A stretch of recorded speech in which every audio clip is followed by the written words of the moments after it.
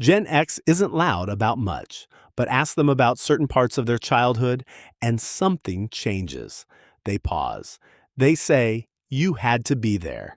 Not because it's a secret, because some things don't survive translation. Here are five of them: three TV channels, no smartphone, a parent's voice from the porch, go outside and don't come back till dinner.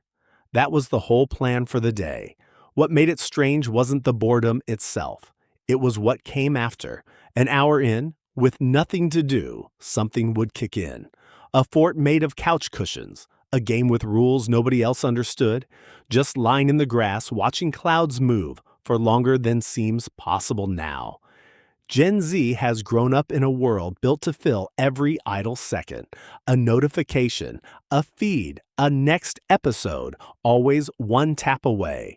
That's not a flaw in anyone, it's just a different environment. But it means the specific feeling of true, unfilled boredom, the kind that eventually turns into imagination, is something a lot of Gen Z has simply never sat inside long enough to notice. You can't hand someone that feeling. You can only describe the room it used to live in. Leave the house in 1994, and that was it. Gone. No location sharing, no text updates, no "you up" at midnight. If plans changed, you just showed up at the spot and hoped the other person did too. Sometimes they didn't.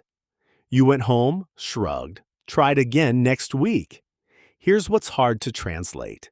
That wasn't stressful. It was just how things worked. Gen Z has largely grown up with the expectation of constant reachability, where a few unanswered hours can start to feel like something's wrong. For Gen X, disappearing for a whole Saturday wasn't rebellion, it was Tuesday.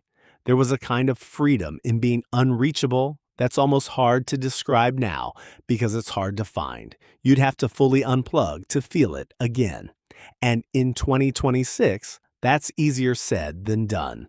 Gen X screwed up constantly. Awkward first dates, bad breakups, worse haircuts, business ideas that went nowhere.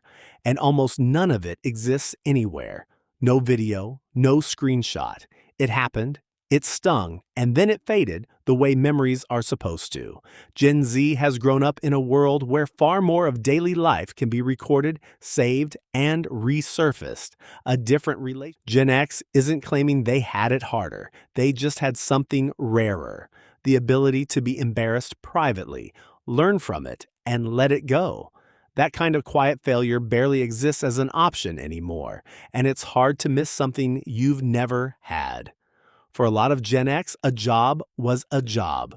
You worked to pay rent. The real you showed up after 5 o'clock. Nobody expected work to be your passion, your purpose, or your personality. That expectation came later, and it came loud.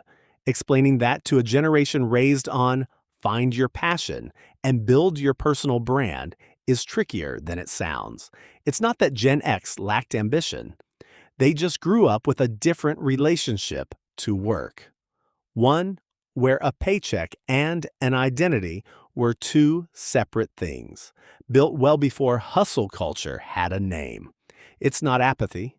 It's a different map entirely, drawn before the terrain changed.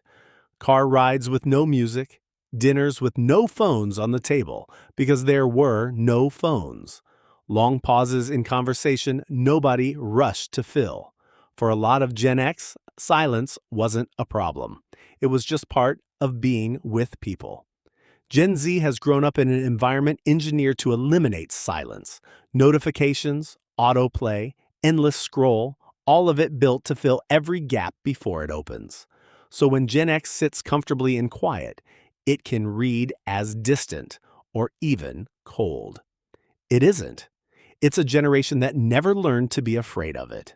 That's not a lesson you can hand someone. It's something you only understand once the noise actually stops. None of this makes one generation better than the other. It just means some experiences don't survive translation, no matter how well they're explained. Gen X isn't gatekeeping the past. They just know that boredom, disconnection, private failure, quiet, these were never meant to be taught. They were meant to be lived. So if you're Gen Z and you made it this far, Ask someone older what life actually felt like before all of this. Not what happened. What it felt like. You might be surprised what they never thought to mention. Some things you really did have to be there for.